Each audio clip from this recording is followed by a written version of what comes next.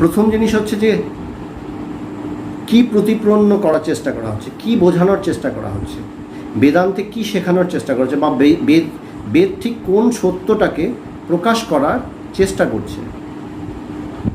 তো প্রথম জিনিস কি, একটাই বলা হয় যে ব্রহ্মসত্য জগৎ মিথ্যা। এই কথাটাকে আমাদেরকে বারবার শোনানো হয়, শেখানো হয় যে ব্রহ্মই সত্য, এই জগৎ মিথ্যা। সেই সাথে আরেকটা কথা বলি, সেই সাথে এটাও আমাদেরকে শেখানো হয়, এই কথাটাকে প্রাথমিক অবস্থায় শুনতে একটু নাস্তিকতার দিকেই যেন যায়।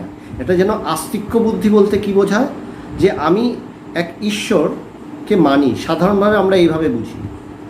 বেদের পরিভাষায় আস্তিক্য বুদ্ধি হচ্ছে যা বেদকে বা এই পরম জ্ঞানকে স্বীকার করে, যে মতবাদ পরম জ্ঞানকে স্বীকার করে সেটা কি আস্তিক্য বুদ্ধি বলে, আস্তিক্যবাদ বলে। যা বেদকে স্বীকার করে তা আস্তিক্যবাদ। আর বেদ কি, বেদের মধ্যে সমস্ত মতবাদই কিন্তু আমাদের তুলে ধরা আছে। পৃথিবীতে ঈশ্বর সম্বন্ধে, সেই পরমেশ্বর সম্বন্ধে, তাকে আমরা যে নামে যে রূপেই ডাকি না কেন, তার সম্বন্ধে যত ধরনের মতবাদ হতে পারে, বেদে সমস্ত মতবাদই মূল রূপে আছে, আদি রূপে আছে।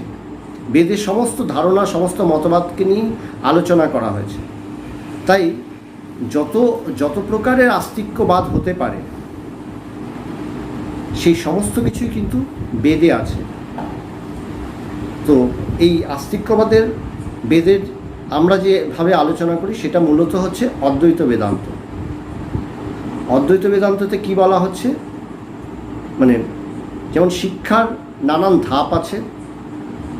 প্রাইমারি, মানে প্রথমে তো অ্যালফাবেট শেখানো হলো, ABCD শেখানো হলো।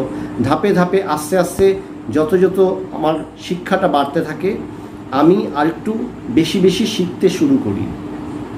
ধাপে ধাপে আমার শিক্ষাটা গভীর থেকে গভীরতর হয়। তো এখানেও বলে আধ্যাত্মিকভাবে যখন আমি আসছি, এই আধ্যাত্মিকতা শিখতে আসছি, আমি সত্যকে জানতে আসছি, ঈশ্বর সম্বন্ধে জানবো, এখানেও কিন্তু আমাকে ধাপে ধাপে সমস্ত কিছু শেখানো হচ্ছে, বোঝানো হচ্ছে।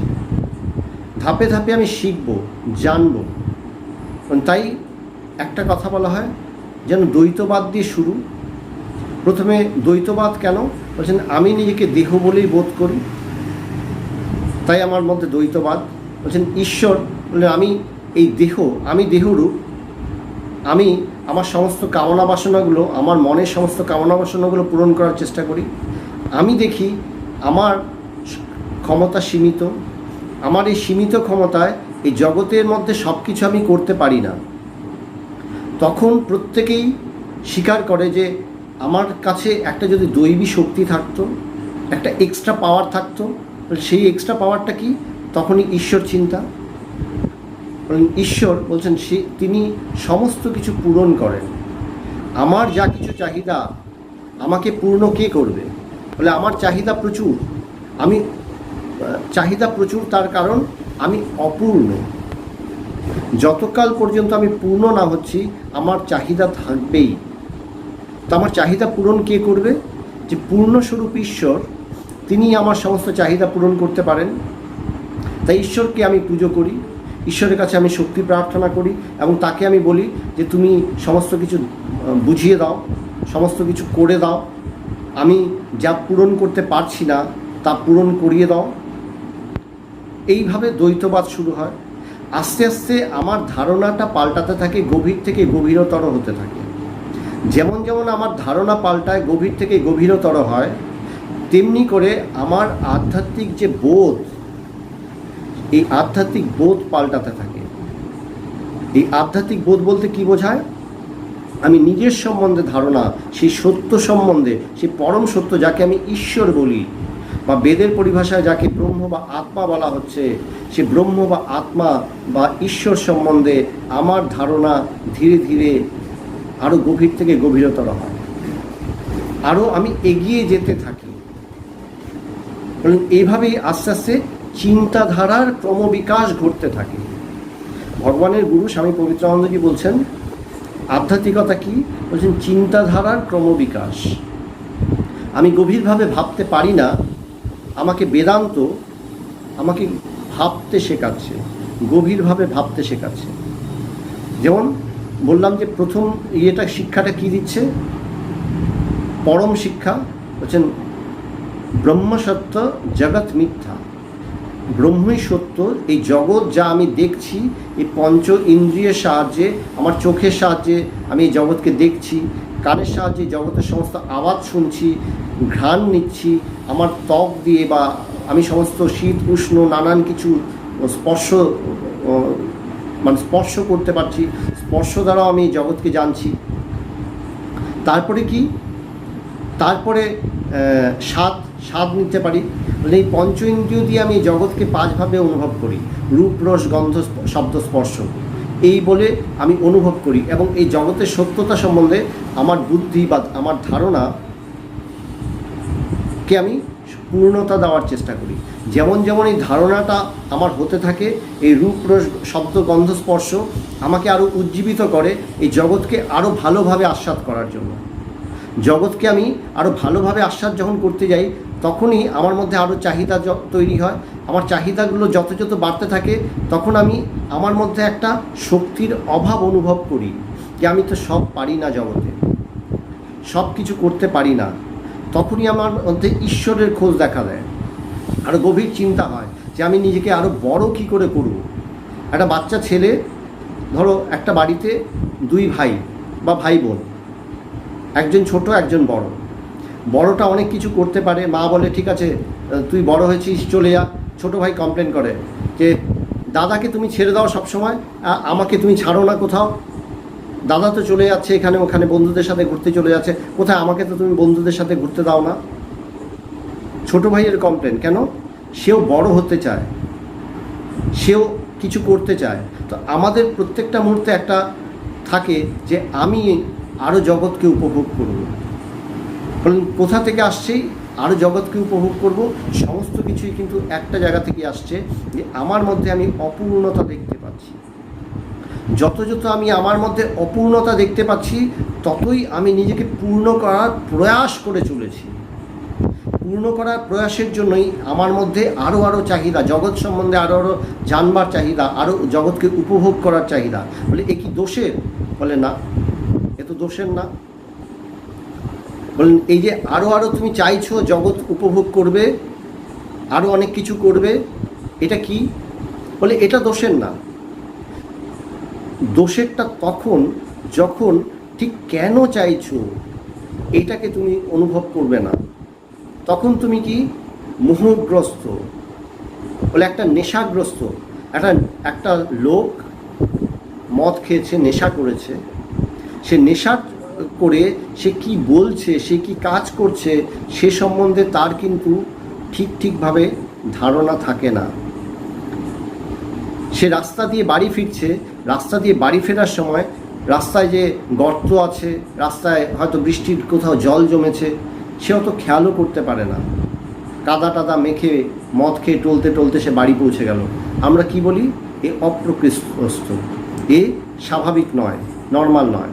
ঠিক তেমনি আমাদের মধ্যেও জগৎ উপভোগের নেশাটা প্রচণ্ডভাবে চেপে বসে, আমি যখন বুঝতে পারি না যে ঠিক কী হচ্ছে, কেন আমার মধ্যে এই জগতের চাহিদা, কেন আমার মধ্যে আরও জানবার আকাঙ্ক্ষা, এই জগৎকে উপভোগ করার ইচ্ছা, আমি যখন বুঝতে পারি না, তখন বলছেন তখন তুমি নেশাগ্রস্ত।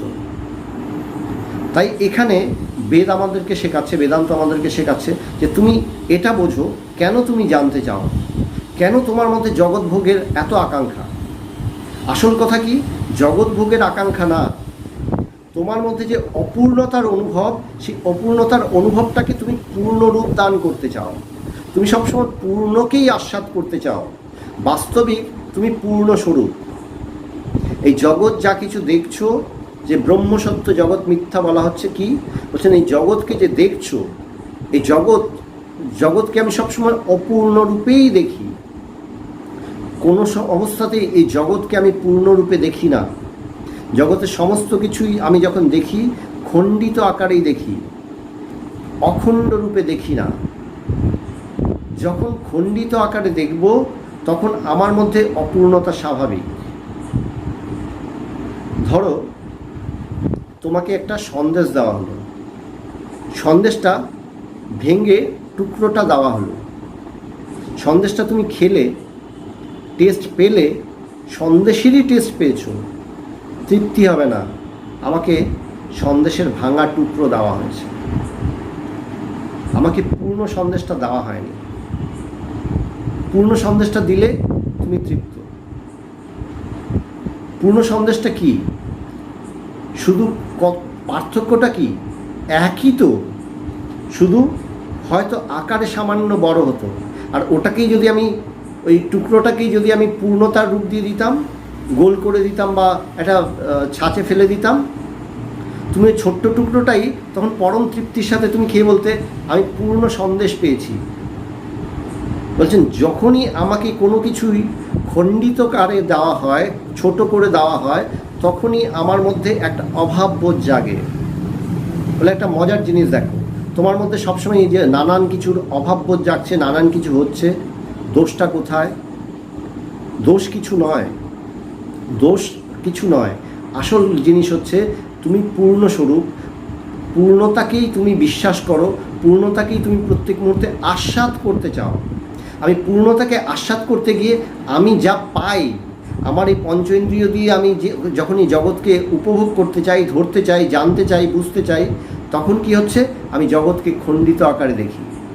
জগৎকে যখন আমি খণ্ডিত আকারে দেখি, তখন আমার মধ্যে আরও তীব্র চাহিদা জাগে যে না, আমি তো পূর্ণ, আমাকে পূর্ণ হতে হবে, আরও চাই, আরও চাই, যে আরও চাই যাতে আমি পূর্ণতাকে আস্বাদ করতে পারি। তো সেই দিকে আমি ক্রমাগত নিজেকে এগিয়ে নিয়ে যাই। এই ক্রমাগত নিজেকে যদি আমি বিজ্ঞানটা না বুঝে এগিয়ে নিয়ে যেতে থাকি, তখন কি হবে? বলে আমি নেশাগ্রস্ত, মোহগ্রস্ত, এই সংসার মোহে আমি শুধু এগিয়ে চলছি। আসল জিনিসটা কি? পূর্ণতাটা কোথা থেকে আসে? বলে পূর্ণতা আসে জ্ঞান থেকে। বললেন দেখো, এই জগৎ চিরকাল খণ্ডিতই থাকবে, তাই এই জগৎকে মিথ্যা বলা হচ্ছে। এই সংসার সবসময় তোমার কাছে, এই পঞ্চেন্দ্রিয়গ্রাহ্য এই সংসার তোমার কাছে, এই জগৎরূপ বা এই জগৎ বা এই সংসার তোমার কাছে সবসময় খণ্ডিতই থাকবে, এ কখনোই পূর্ণ রূপ ধারণ করবে না। ব্রহ্মই পূর্ণ। বলেন জগৎ কি ব্রহ্ম নয়? বলছেন জগৎ ব্রহ্মই, জীব ও ব্রহ্মই বা না পর। জীব ব্রহ্ম ছাড়া অন্য কিছুই নয়। তুমি জীব, আমি জীব, সে জীব, ও জীব, সবাই তো জীব, সবাই তো আলাদা আলাদা প্রাণী। বলেন সবাই তো খণ্ডিত। আমি একে ডমিনেট করি, ও আমাকে ডমিনেট করে, সবাই খণ্ডিত, সবাই পূর্ণতা চায়। বলে না না, সবাই পূর্ণই, জীব ও ব্রহ্মই বা না পর। জীব ব্রহ্মই, অপর কিছু নয়, অপর কিছু নয়। তো এটাই হচ্ছে রহস্যটা। তো বেদান্তে এই কথাটা আমাকে প্রথমে শেখানো হয় যে দেখো, ব্রহ্ম সত্য, জগৎ মিথ্যা, জীব ও ব্রহ্মই বা না পর। আবার একটা কথা বলা হচ্ছে যে দেখো, এই জগতে তো তুমি সবসময় খুঁজে বেড়াচ্ছ, কিন্তু জগতের মধ্যে সবথেকে দামি বস্তুটা কি? তো আমাকে যদি প্রশ্ন করা হয় সবথেকে দামি বস্তুটা কি, যেমন একটা ছোট্ট বলছে প্রত্যেকেরই বুদ্ধি অনুসারে সে তার দাম নির্ধারণ করে। যে ছোটোবেলা দেখবে বাচ্চাদের অনেক রকমের বলছেন, তাকে যদি বলা হয় এই একটা দোকানে নিয়ে গেলাম, একটা বাচ্চা, সে হয়তো 3 বছরের একটা বাচ্চা, তুই পছন্দ করে নে, এই দোকানে সব থেকে দামি জিনিসটা আজকে তুই পছন্দ করে নে, তুই নিয়ে নিবি, তোকে ওটা দিয়ে দেওয়া হবে। বাচ্চাটা হয়তো একটা লজেন্স পছন্দ করলো, তার কাছে মনে হচ্ছে সেটাই তো খুব দামি বস্তু। তার দাদা, তার বয়স 10, তাকে বলা হচ্ছে একটা দামি জিনিস নিয়ে নে, সে হয়তো একটা ক্রিকেট ব্যাট কিনে নিল, বলে একটা ক্রিকেট ব্যাট, এই ব্যাটটা বেশ দামি, ওটার মধ্যে যদি বিরাট কোহলির সিগনেচার থাকে তাহলে আরও দামি। হ্যাঁ, বলে ওইটা টেনে নিল যে হ্যাঁ এইটা দিয়ে আমি খেলবো। তা আমার কাছে ব্যাট আছে, যেমন বাচ্চাদের হয় না, যার কাছে ব্যাট আছে সে যেভাবে বলে বাকি ছেলেরা কিন্তু ওই কথাই শোনে। বলে প্রথম ব্যাট আমি করবো, কেননা ব্যাট আমার, আর ও যদি প্রথমে আউট হয়ে যায় তাহলে সে ব্যাট নিয়ে বাড়ি চলে যাবে। তাই সে আউট হলেও আউট হওয়া যাবে না, আউট করা যাবে না, তাকে একটু খেলতে দিতে হবে, তবে বাকিরাও ব্যাট করার সুযোগ পাবে। তো তার কাছে, তার বুদ্ধিতে ব্যাটটা দামি, তার ছোট ভাইয়ের বুদ্ধিতে, 3 বছরের ভাইয়ের বুদ্ধিতে চকলেটটা দামি। প্রত্যেকে তার বুদ্ধি অনুসারে দাম নির্ধারণ করে। তো ধরো তার মাকে বলা হয়েছে তুমি দামি কিছু নিয়ে নাও, এই মলের মধ্যে যা আছে দামি তুমি নিয়ে নাও। তিনি হয়তো দেখা গেল একটা খুব দামি বারাণসীর শাড়ি একটা কিনে নিলেন, যে ওইটা খুব দামি, এই বেনারসি শাড়িটা খুব দামি, সব থেকে দামি জিনিস এটা। আমরা কি করছি, দামটা কি, এই গল্পটার সাহায্যে আমি, উপমার সাহায্যে আমি কী বোঝানোর চেষ্টা করছি, প্রত্যেকটা জিনিসকে নির্ধারণ করছি কি, আমার বুদ্ধি অনুসারে আমি দাম নির্ধারণ করার চেষ্টা করছি। তো এই জগতের মধ্যে বলছেন, এই জগতের মধ্যে এই সংসারকে তো তুমি ব্যবহার করছো, এই সংসারের মধ্যে সব থেকে দামি বস্তু কি? তো এই 3 বছরের বাচ্চাটা বলবে চকলেট, 10 বছরের বাচ্চাটা বলবে ক্রিকেট ব্যাট, তার মা, সেই 2 বাচ্চার মা তার বুদ্ধিতে বলছে সে বারাণসী শাড়ি, তার বাবা বলছে না না আমি তো স্কুটারটা কিনবো, ওই বাইকটা কিনবো, ওই যে মলের সামনে বাইকটাকে প্রদর্শনী করা হয়েছে, হ্যাঁ 4.5 লাখ টাকা দাম, আমি ওই বাইকটা নেব, ওটা দামি। বলে সব থেকে দামি কি? বেদান্তে এটা শেখানো হচ্ছে যে এটা জানো, এটা বোঝো, এটাই জানবার, এই কথাটাই জানবার, এই কথাটাই বুঝবার। সব থেকে দামি হচ্ছে তুমি নিজে, অন্য কিছু নয়। তুমি নিজে সব থেকে দামি। তুমি নিজেই নিজেকে নানানভাবে ব্যবহার করছো, সমস্ত কিছুকে উপভোগ করছো। তুমি যদি নিজেকেই ঠিক না জানো, সব থেকে দামি বস্তু হচ্ছে তুমি নিজে। তুমি যদি নিজেকেই ঠিক করে না জানো, নিজেকেই যদি তুমি ঠিক করে না বোঝো, তবে এই সংসারের সমস্ত কিছুই বৃথা। এই সংসারে যা কিছু তুমি ধারণা করবে সবই বৃথা হয়ে যায়। তাই বেদান্তে প্রথমেই বলা হচ্ছে, শেখানো হচ্ছে যে এই জগতের মধ্যে সব থেকে দামি বস্তুটা কি, তুমি তাকে জানো। সেই দামি বস্তুটা কি? সহজ উত্তর, আমি তো দামি, আমি তো চকলেট খাবো, আমি তো ক্রিকেট ব্যাটে ক্রিকেট খেলবো, আমি তো বারাণসী শাড়ি পরবো, আমি তো সেই বাইকটা চড়বো, আমি তো সব থেকে দামি। তাই আমি নিজেকে প্রথমে জানবো। বলে যা সব থেকে দামি, যা তোমার সব থেকে প্রিয়, তা তোমার আত্মা, তুমি তাকে জানো।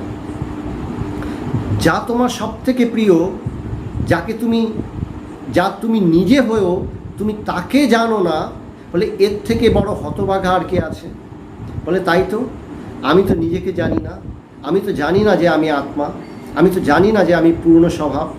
বলছেন আমি তো জানি না, এ ব্রহ্মপূর্ণ, আমি জানি এ ব্রহ্মপূর্ণ, আমি শাস্ত্রে পড়েছি। গুরু বারবার বলছেন এ ব্রহ্মপূর্ণ। বলে হ্যাঁ গুরু বলছেন, শাস্ত্রে বলা হচ্ছে, কিন্তু আমি নিজে তো অনুভব করিনি, নিজে তো বুঝতে পারছি না যে জগৎ পূর্ণ। হায় কপাল, আমি কেন বুঝি না? বলে আমার মতন হতভাগা আর কে আছে যে এই জগৎ পূর্ণ, আমি এটা বুঝতে পারছি না। বলছেন তুমি বোঝো, একটু শান্ত হও, স্থির হও। বলেন তুমি তোমার কাছে সবচেয়ে বেশি প্রিয়। এই প্রিয় কে? বলছেন আত্মা। তুমি আত্মা রূপে তোমার সবথেকে বেশি তুমি প্রিয়।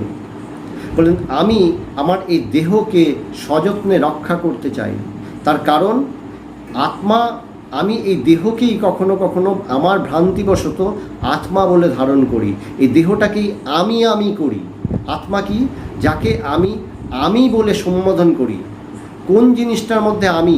বলছেন এইভাবে যদি গল্পটা বলি, যে সৃষ্টির শুরুতে প্রজাপতি যখন সৃষ্টি করা শুরু করলেন, প্রজাপতি মানে ব্রহ্মা যখন সৃষ্টি করা শুরু করলেন, বলে সৃষ্টির শুরুতে কি হচ্ছে?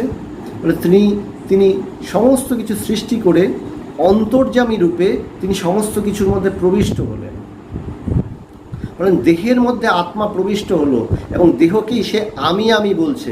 আমি তাই করি, এই দেহকে আমি বলি। আমি যখন বলি যে হ্যাঁ আমি এসেছি, আমি তো নিজের বুকে হাত দিয়েই বলি আমি এসেছি, এই দেহকেই আমি বলি। বলে তাই তো, তাই দেহকে কে চালায়? তখন আমি ভাবি তাই তো, এই দেহকে কে চালায়? আমার মন চালায়। আমার মনের মধ্যে কত কিছু চাহিদা আমার মন চালায়। বলে আচ্ছা, তাহলে দেহের ঈশ্বরকে বা দেহের মধ্যে অন্তর্যামী রূপে কে আছে? বলে মন। বলে হ্যাঁ, যখন দেহকে মন চালায় তার মানে দেহের মধ্যে অন্তরে কে ঢুকে আছে? মন।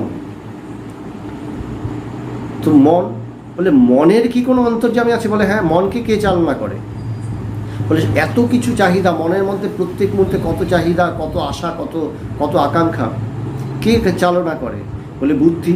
বুদ্ধি নির্ধারণ করে দেয় মনকে কোনটা করতে হবে। মন সেই কথাটাই এই দেহকে নির্ধারণ করে, দেহকে দিয়ে সে কাজটা করিয়ে নেয়। তাহলে বুদ্ধি, বুদ্ধি মনের অন্তর্যামী রূপে বসে আছে, সে যেন সমস্ত কিছুকে ধারণা করছে। বলে বুদ্ধির অন্তর্যামী রূপে কে বসে আছেন? বলে বুদ্ধির অন্তর্যামী রূপে সেই পরমেশ্বর, তিনি চৈতন্য রূপে বসে আছেন। তিনি বুদ্ধিরূপ হয়েছেন। সেই চৈতন্যই, সেই সেই সেই মানে বিশুদ্ধ চৈতন্যই তিনি বুদ্ধিরূপ চৈতন্য ধারণ করেছেন। এই বুদ্ধিরূপ চৈতন্য ধারণ করে তিনি একটা বিষমতা সৃষ্টি করছেন এই জগতে। আমার এটা চাই, ওটা চাই না, এই বিষমতা সৃষ্টি করছেন। যেই আমি বিষমতা সৃষ্টি করছি, তখন আমার বুদ্ধি, আমার মন, আমার দেহ কোন জিনিসকে উপভোগ করছে? এই খণ্ডিত জগৎকে উপভোগ করছে।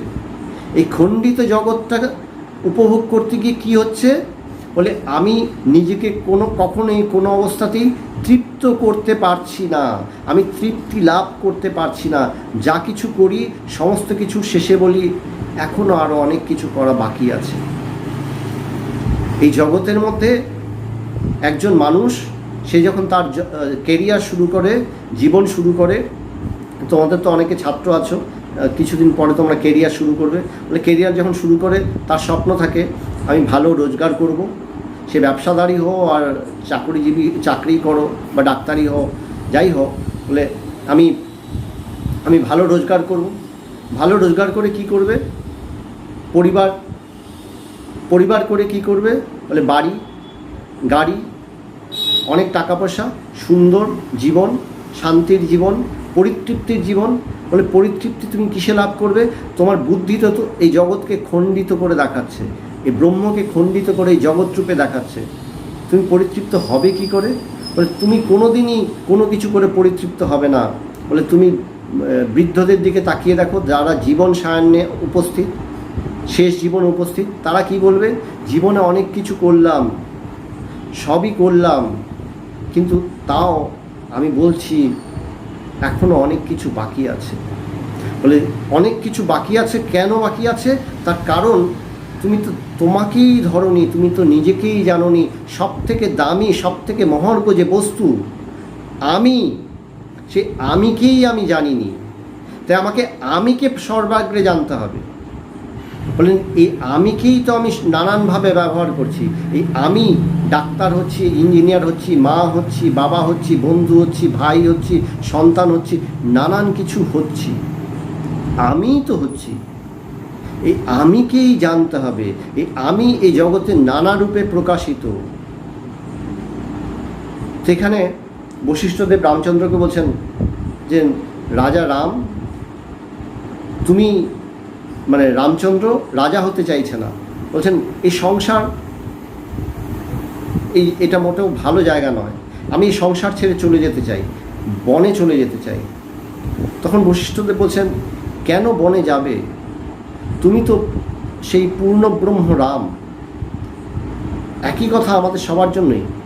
বললেন তুমি তো সেই পূর্ণ ব্রহ্মই। এই জগৎ খণ্ডিত,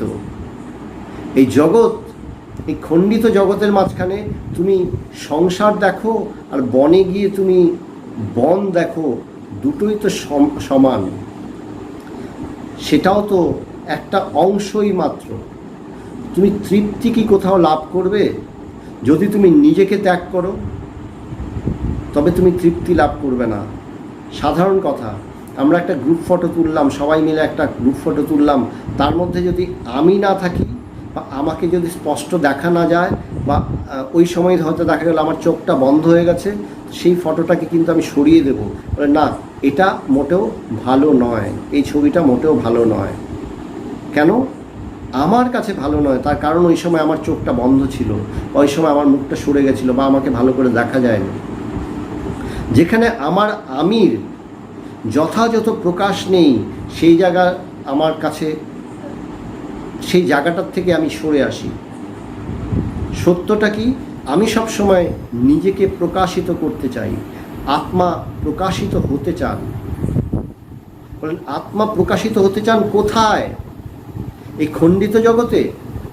পূর্ণস্বরূপ পূর্ণ ব্রহ্ম এই খণ্ডিত জগতে প্রকাশিত হতে চান? মজার কথা, ধরো সূর্য সূর্য সূর্য কোথায় প্রকাশ হবে?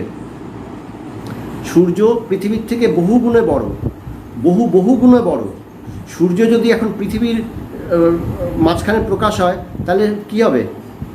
বলে আমি এই খণ্ডিত, এই দেহ বুদ্ধি মন সমস্ত কিছু নিয়ে আমি খণ্ডিত। আমার এই খণ্ডিতের মাঝখানে পূর্ণ ব্রহ্মে কিভাবে প্রকাশ হবে? বলছেন আলাদা করে তো তুমি খণ্ডিত নও। তোমার বুদ্ধি ভ্রান্তিতে, তোমার চিন্তার ভ্রান্তিতে, তোমার অজ্ঞানতার দরুন তুমি নিজেকে খণ্ডিত করে রেখেছো, তুমি নিজেকে খণ্ডিত বলে জেনেছো। দোষটা কার?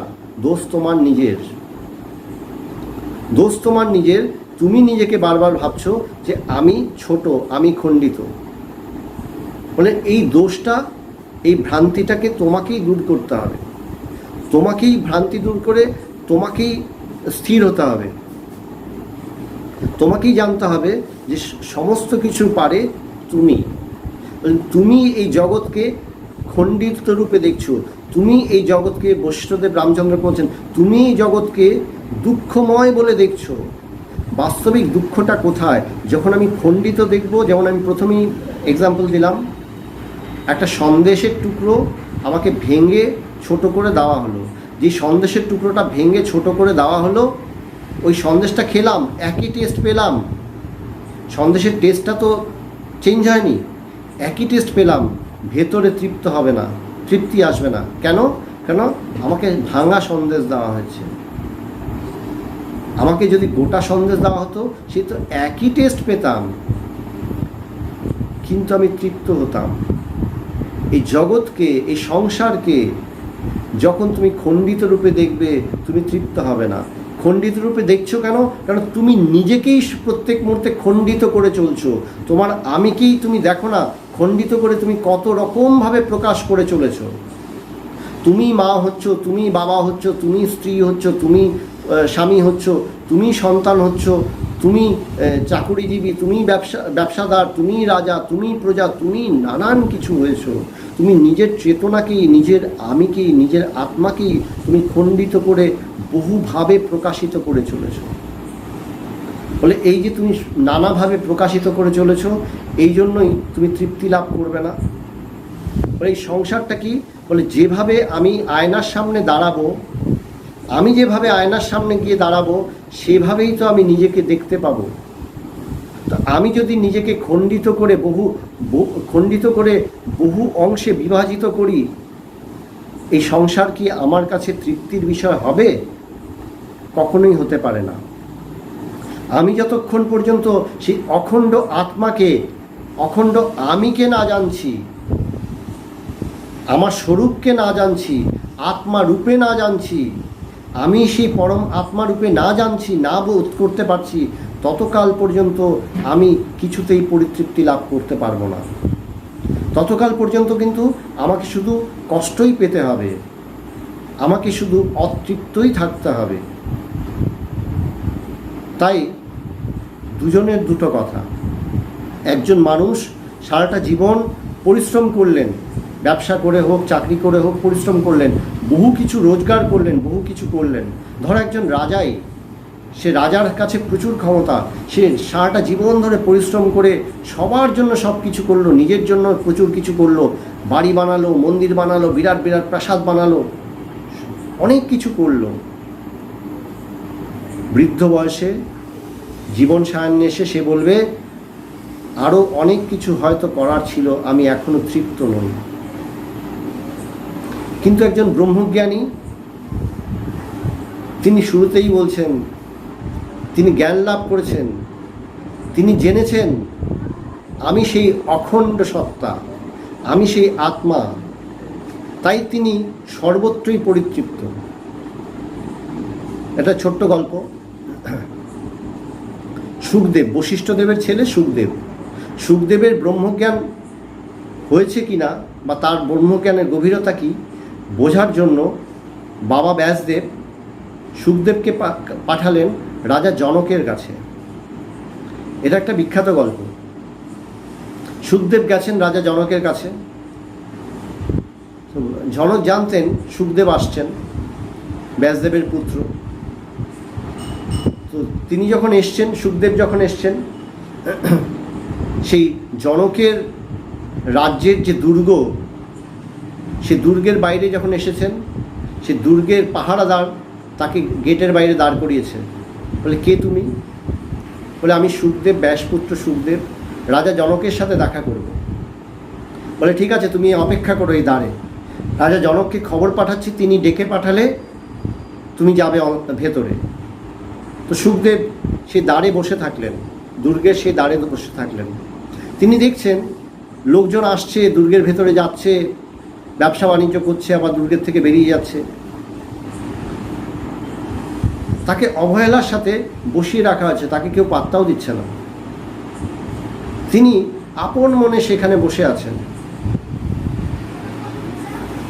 পরদিন হঠাৎ ঢাক ঢোল পিটিয়ে মানে হাতি পালকি সমস্ত কিছু নিয়ে প্রচুর এক বিরাট বড় প্রসেশন করে সসম্মানের সাথে সুখদেবকে রাজা ডেকে পাঠিয়েছেন। সুখদেবকে নিতে প্রচুর লোক এসছে। তাকে সাজানো একটা পালকিতে ওঠানো হলো, যে এখানে উঠুন আপনি। তাকে সম্মানের সাথে নিয়ে যাওয়া হচ্ছে। তার আগের দিন সে জল খেয়েছে কিনা, সে কিছু খেয়েছে কিনা, তাকে কেউ পাত্তাও দেয়নি। সেখানেও যেভাবে সুখদেব অবিচলিতভাবে বসেছিলেন, একটু বিরক্ত না হয়।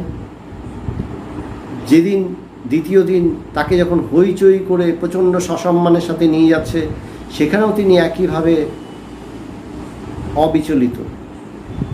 তার মধ্যে কোনো কুণ্ঠাবোধ নেই, নিয়ে যাচ্ছে। তাকে নিয়ে বিরাট রাজপ্রাসাদে রেখেছে, বিরাট এক প্রাসাদে রেখেছে। তাকে সেবা করার জন্য প্রচুর দাসদাসী, তার জন্য সমস্ত কিছু ভরপুর। সুখদেব সেখানেও কিন্তু সেই একইভাবেই আছেন। যখন তার কিছু ছিল না, তিনি যেভাবে ছিলেন সেখানেও তিনি তাই। প্রচুর বৈভবের মধ্যেও তিনি স্থির, অচঞ্চল। তৃতীয় দিন তাকে জনকের রাজসভায় নিয়ে যাওয়া হলো। জনক তখন রাজসভায় বসে আছেন। রাজসভায় সুন্দরী সুন্দরী নর্তকীরা নাচ করছে, দারুণ সব গায়কেরা এসছে, গান গাইছেন, দারুণ ম্যাজিশিয়ানরা ম্যাজিক দেখাচ্ছে। ওখানে যেন একটা মেলা বসেছে।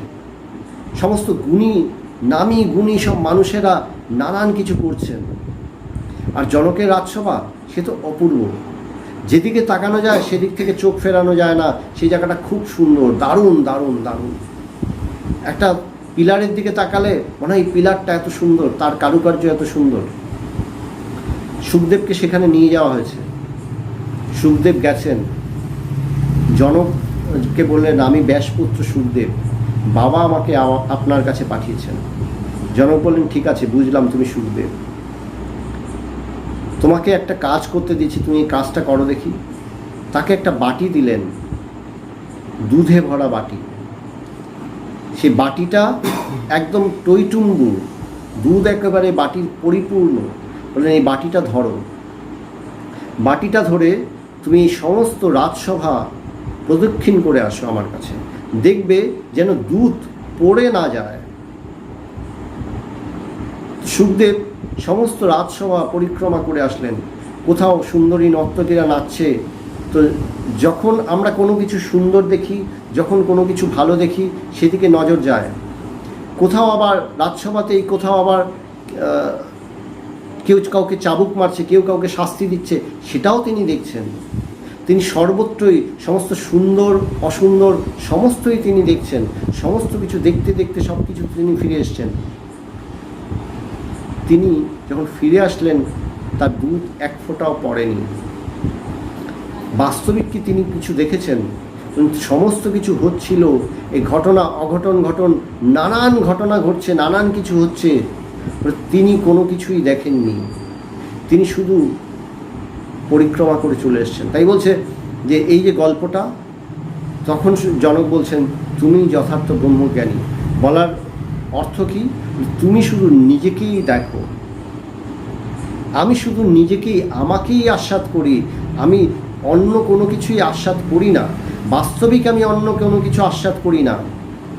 এই জগতের ছায়াটাকে আমি আমার ভেতরেই রাখি, ওই ছায়ার সাথে আমি খেলা করি আমার ভেতরেই, সেটারই প্রজেকশন আয়নায় যেন হয়, এই জগৎরূপী আয়নায় যেন হয়। সেটাই হচ্ছে এই অদ্ভুত মায়া। বলে আমি নিজেকে খণ্ডিত করছি, আমি পিতা হচ্ছি, আমি সন্তান হচ্ছি, আমি মাতা হচ্ছি, আমি মেয়ে হচ্ছি,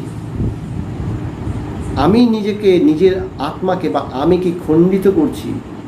খণ্ডিত করে ভেতরে এই খেলা চলছে।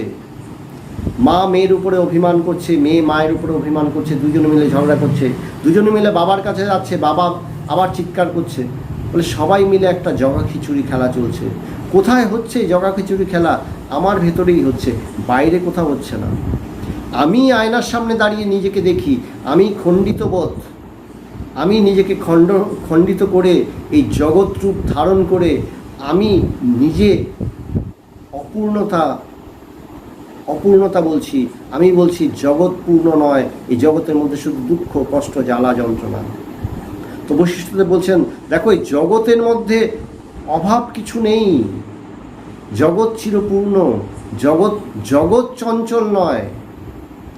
তোমার চিত্ত যদি চঞ্চল হয় তখন এই জগৎ চঞ্চল বধ বলে দেখা যায়। বাস্তবিক তুমি স্থির, বাস্তবিক তোমার মধ্যে কোনো চঞ্চলতা নেই, তুমি চিরস্থির।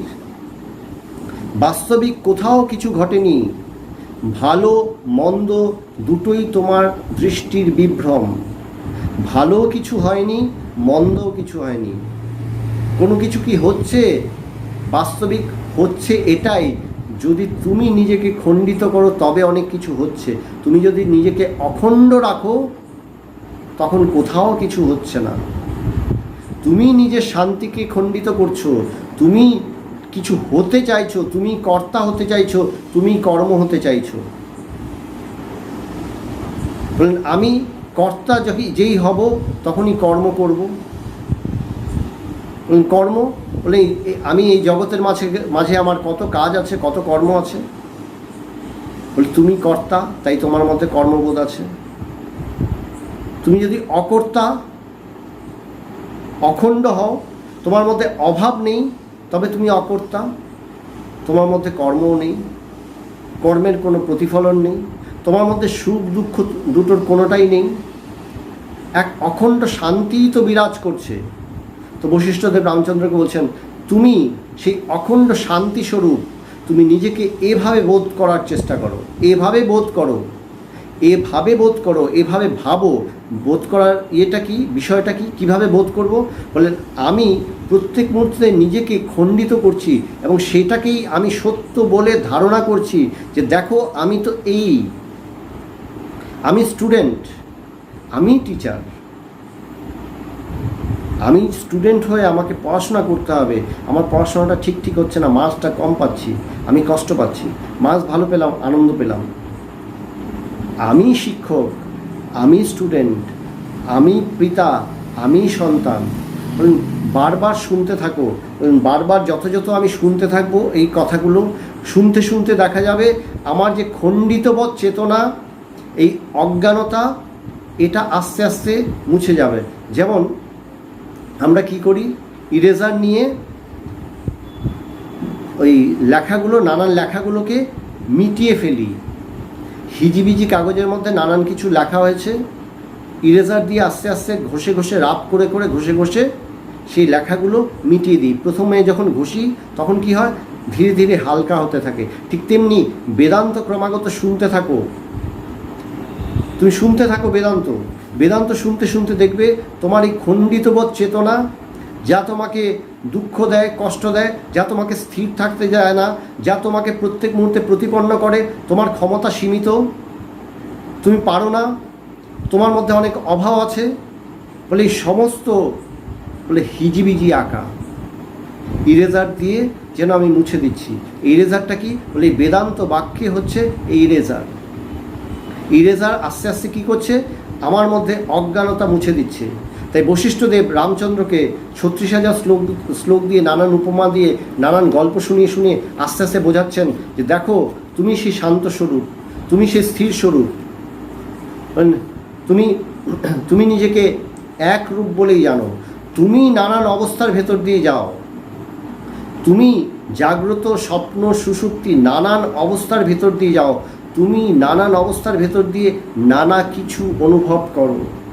জাগ্রত অবস্থায় আজকের দিনটা হয়তো তুমি খুব বাজে কাটালে, ভীষণ বাজে কাটালে। স্বপ্নে দেখলে যে সব কিছুই পরিপূর্ণ, যা তুমি দিনের বেলা করতে পারোনি, নানা পরিশ্রম করেও করতে পারোনি, স্বপ্নে হয়তো তুমি দেখলে তুমি সেটা করতে পেরেছো। বলে কোনটা সত্য? আমি বলবো, আমি যে করতে পারিনি জাগ্রত অবস্থায়, এটাই সত্য। এটা সত্য কেন? বলেন ওই করতে পারিনি এটাও আমারই বোধ, আমারই অনুভব। আবার স্বপ্নের মধ্যে অল্প সময়ের জন্য হলেও আমি করতে পেরেছি, ওখানে যে তৃপ্তি লাভ করেছি, সেটা কি সত্য নয়? বলে সেটাও তো সত্য। আমি যে তৃপ্তি লাভ করেছি ওটা যেমন সত্য, আবার করতে পারিনি জাগ্রত অবস্থায় তখন অতৃপ্তি, এটাও সত্য। দুটোই সত্য। বলে দুটো সত্য কীরকম সত্য? বলে ব্যবহারিক সত্য। বলে ব্যবহারটা কে করছে, কে কাকে ব্যবহার করছে? আমার আমিকেই আমি ব্যবহার করছি। তাই ব্যবহারিক রূপে এই জগৎ সবসময় খণ্ডিত বোধ, অসত্য। তাই বশিষ্ঠদেব রামচন্দ্রকে বলছেন, দেখো হে রামচন্দ্র, তুমি জাগ্রত, স্বপ্ন, সুষুপ্তি, জাগ্রত, স্বপ্ন, সুষুপ্তি যাই করো না কেন, যে অবস্থায় তুমি থাকো না কেন, সমস্ত জায়গায় একটাই জিনিস, তুমি তো খণ্ডিত বোধ। তুমি তোমাকে ব্যবহার করছো, তুমি এই তৃপ্তি অতৃপ্তির খেলায় মেতেছো। এই তৃপ্তি অতৃপ্তির খেলার বাইরে বেরিয়ে আসো। তুমি নিজেকে অখণ্ড, নির্গুণ, নিরাকার, ব্রহ্ম বা আত্মা বলে জানো। তোমার আমিকে আত্মা বলে জানো।